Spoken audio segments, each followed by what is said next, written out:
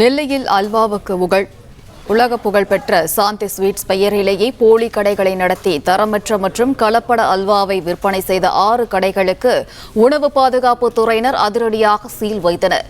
கூடுதல் விவரங்களுடன் இணைகிறார் செய்தியாளர் நாகராஜன். நாகராஜன், வணக்கம். என்ன நடந்தது நாகராஜன்?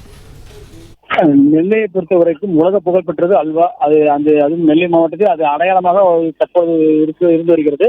இருட்டுக்கடை அல்வா, சாந்தி ஸ்வீட்ஸ் என்ற பெயரில், இருட்டுக்கடை என்ற பெயரில் ஏற்கனவே நெல்லை டவுன், நெல்லையப்பர் கோயில் ரதத்தில் அமைந்திருக்கக்கூடிய அந்த அல்வா கடையாகட்டும், அது ஒரு 100 ஆண்டுகள் தாண்டிய பழமை வாய்ந்தது. அதே போல நெல்லை சந்திக்கக்கூடிய சாந்தி ஸ்வீட்ஸ் என்று சொல்லக்கூடிய அந்த அல்வா கடையும் பழமையான ஒரு அல்வா கடை. அதே போல லட்சுமி லாலா, புராதன லாலா கடை, ஒரு முக்கியமான பழமையான கடைகள் இருக்கின்றன. ஒரு 100 வருட பாரம்பரியம் கொண்ட கடைகள். ஆனால் இந்த கடைகளின் பெயரிலேயே சாந்தி என்றால் சபரி சாந்தி, ஓம் சாந்தி, ஸ்ரீ சாந்தி என்று சிறிய அளவிலான பெயர்களை உடன் சேர்த்துக் கொண்டு அந்த கடையின் விளம்பரத்தின்படியே விற்பனை செய்யக்கூடிய கடைகளும் புதிதாக ஆரம்பிக்கப்பட்டன. இந்த கடைகளில் தரமற்ற அல்வா, அது குறிப்பாக நெய்யில் செய்யப்பட்ட நெய் அல்வா என்ற பெயரில், ஆனால் நெய்யில் செய்யாமல் வனஸ்பதி அதிகமாக கலந்து, டால்டா அதிகமாக கலந்து செய்யப்படக்கூடிய அல்வா வாங்கக்கூடிய நுகர்வோருக்கு பாதிப்பு ஏற்படுத்தக்கூடிய வகையில் இருப்பதாக புகார்கள் எழுந்தது.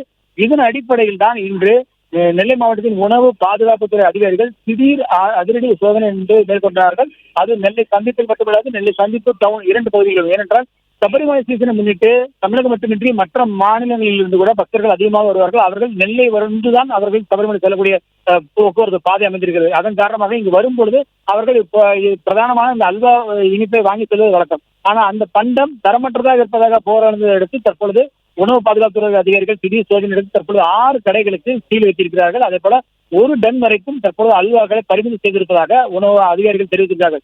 இந்த அதிரடி சோதனை அடிக்கடி நடக்கும் என்றும் அவர் தகவலும் தெரிவித்திருக்கிறார் அதிகாரி.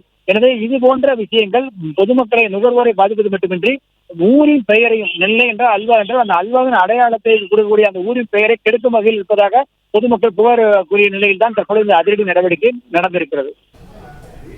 பிளே ஸ்டோர் மற்றும் ஆப் ஸ்டோரில் இருந்து பாலிமர் செயலியை QR கோடு மூலம் பதிவிறக்கம் செய்யுங்கள். செய்திகளை உடனுக்குடன் பெறுங்கள்.